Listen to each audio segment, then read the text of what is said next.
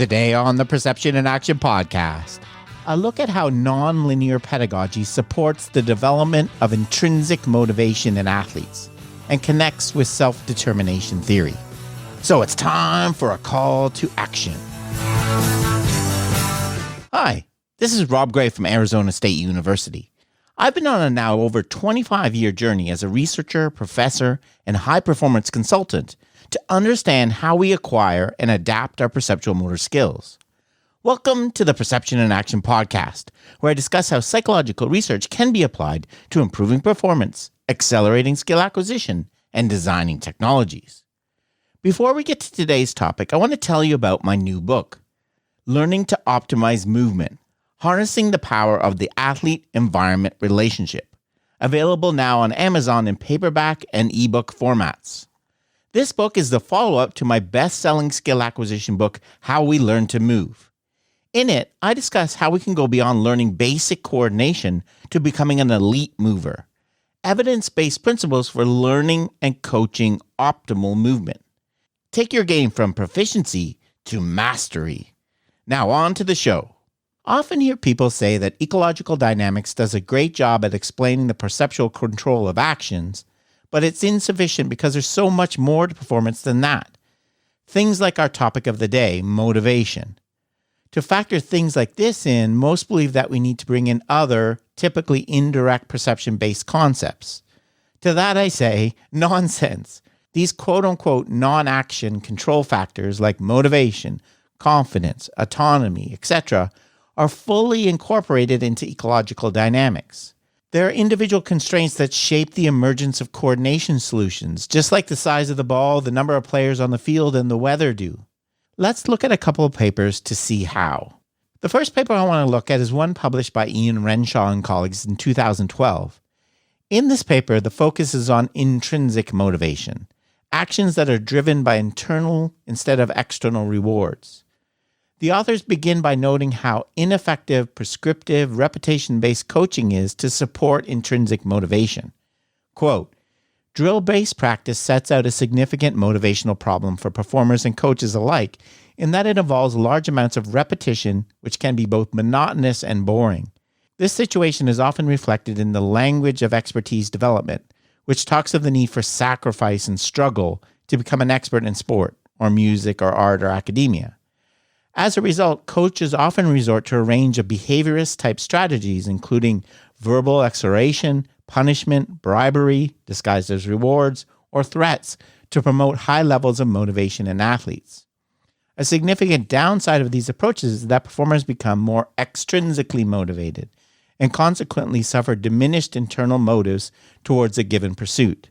Extrinsically motivated performers are likely to be those with low levels of engagement, only practicing in presence of a coach, or significant other incentives. End quote. In the paper, the authors propose that one way these problems could be addressed is through the use of a nonlinear pedagogy approach to coaching. As I discussed in episode 377, nonlinear pedagogy is basically akin to using a constraints-led approach. To explain the effects of motivation, the authors attempt to draw a connection between nonlinear pedagogy and the most popular theory of motivation, self-determination theory. Self-determination theory is a meta-theory combining a lot of different ideas, first put together in a package by Deci and Ryan in the mid-'80s. In the theory, it is proposed that our motivation, development, and well-being are driven by three basic human needs: autonomy, competence, and relatedness. Relatedness concerns the need to feel connected, involved, supported, and consequently experience satisfying interpersonal relationships. Competence reflects a belief in one's abilities and capacity to control outcomes. And finally, autonomy represents the desire to express choice and to not to feel controlled or compelled to do something. When these needs are being met, we act with intrinsic motivation. Practice is self-satisfying. The traditional self-determination theory is, of course, built on information processing theories and ideas, bringing in indirect mental processes that sit between the performer and their environment. In the ecological nonlinear pedagogy approach, it is argued that there is a direct link between the performer and the environment, with these elements of motivation acting directly as constraints. This theoretical distinction reminds me in some ways of the distinction between the CLA and teaching games for understanding, which I discussed in episode 172.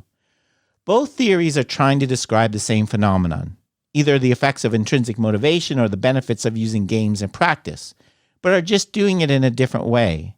One is inferring, in my view unnecessarily, an indirect mental stage for understanding how we control our movements, while the other is not. But anyways, back to the paper. Within nonlinear pedagogy, it is argued that these psychological needs emerge through a process of self-organization in the face of constraints, just like movement solutions do. Quote, in learning environments where these psychological needs are met, adaptive self-determined motives emerge. Where they are not met, individuals become frustrated and maladaptive motives, behaviors, and movement patterns emerge. Thus, the way in which a tennis serve is coached will affect its expression as a movement skill, along with any resulting emotions and motives. End quote. Individual needs can be seen as constraints that need to be considered within a nonlinear pedagogy framework. Deci and Ryan argued that people will act in order to meet their basic needs for competence, autonomy, and relatedness, and therefore, this is an important goal for any program directed towards expertise. Pursuit of these motives and the intrinsic motivation resulting from their satisfaction can be seen as an energizing individual constraint that encourages effort, persistence, and problem-solving with respect to task goals. When considered in isolation or as a whole, it should be clear that these are organismic constraints worthy of detailed consideration by practitioners. End quote. After describing what it is, which I will leave you to review, the authors next consider how a nonlinear pedagogy approach can lead to the emergence of the basic needs described in self-determination theory. Quote, on a motivational level, adopting nonlinear pedagogy allows individuals to explore and practice to find their own optimal solutions to performance problems, meaning that performers' perceptions of competence and autonomy are not constantly threatened by being told what to do in order to perform the task in the quote-unquote right way. In fact, perceptions of competence and autonomy are more likely to be enhanced as individuals are more in control of the process of learning and are more likely to find ways to achieve that are matched with their own action capabilities. Finally, because the nature of the interactions between the coach in nonlinear pedagogy are athlete-centered, the perceptions of relatedness between this dyad are likely to be enhanced. End quote. Another example given is the use of task simplification, which allows for athletes to develop feelings of competence while still competing in realistic, representative environments. Keeping an athlete connected with their practice environment and their teammates, instead of using isolated, decomposed drills, can enhance the feelings of relatedness. Finally, this is further emphasized by the more balanced relationship between the coach and athlete, for example, exemplified by co-adaptive nature of practice. Quote, fundamental to this qualitative structure of the coach-athlete relationship is the coaching culture put in place by the coach. When coaches create a culture typified by practice makes perfect, the associated corrective feedback and perceived lack of success can lead to perceptions of coach pressure and a fear of failure in young athletes. Fear of failure has negative consequences for the relationship between a coach and athlete, resulting in avoidance goals to protect self-esteem. Performers typically play safe when they fear negative reactions and avoid risk-taking that could lead to making mistakes. This climate of fear can lead to negative affect and accompanying drop in motivational levels. In contrast, adapting a constraints-led approach leads to a more functional relationship where responsibility for developing performance is shared. This modification changes the power dynamic as the role of the coach moves from someone who prescribes solutions and judges performance to one that has more of an advisory or mentoring role. End quote. They next consider how nonlinear pedagogy can be used to develop relatedness within teams. As the authors note, team spirit has long been thought to be an add-on that is created through social outings and forced team-building activities, rather than something that can be promoted via the design of learning tasks actually within practice sessions.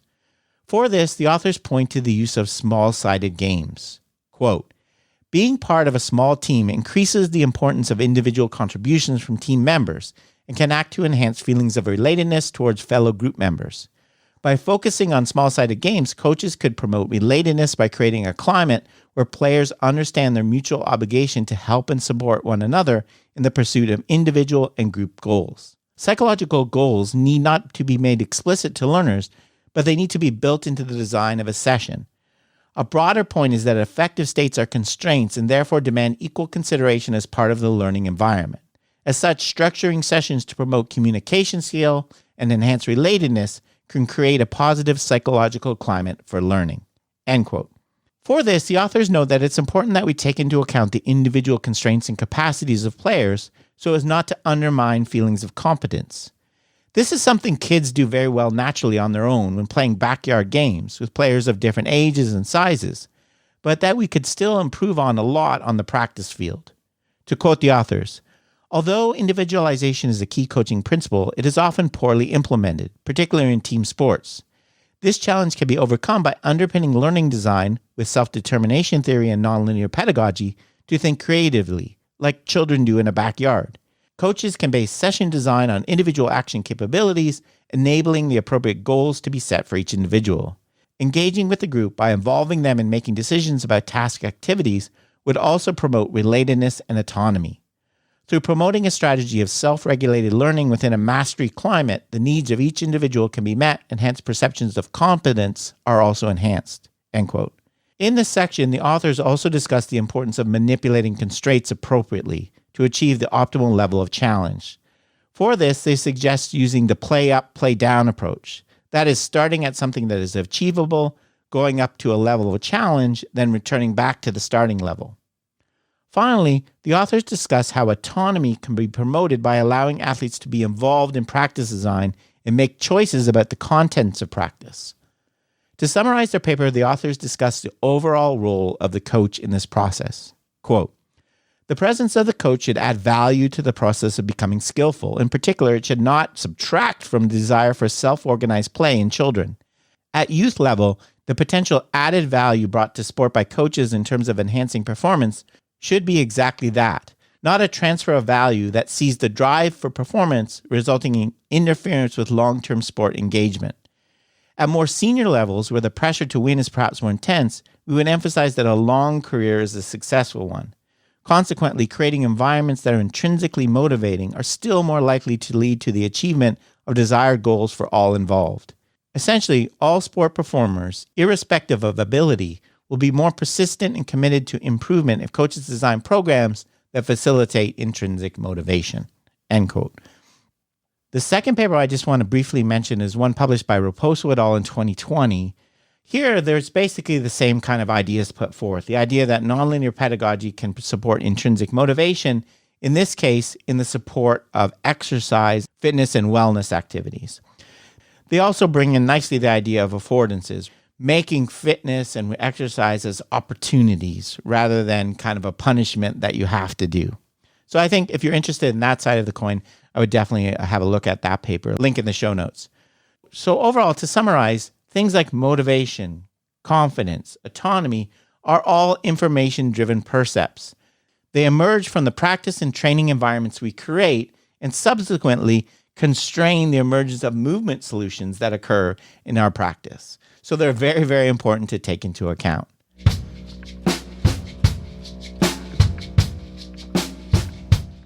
Okay, that's it for today's episode. Remember, you can contact me at robgray@asu.edu or follow me on Twitter at ShakyWeights. To find out more about the podcast, please check out perceptionaction.com. Finally, to support the podcast and receive bonus materials, including written transcripts, please head over to patreon.com/perceptionaction. This is Rob Gray from ASU. Cheers for now, and keep 'em coupled.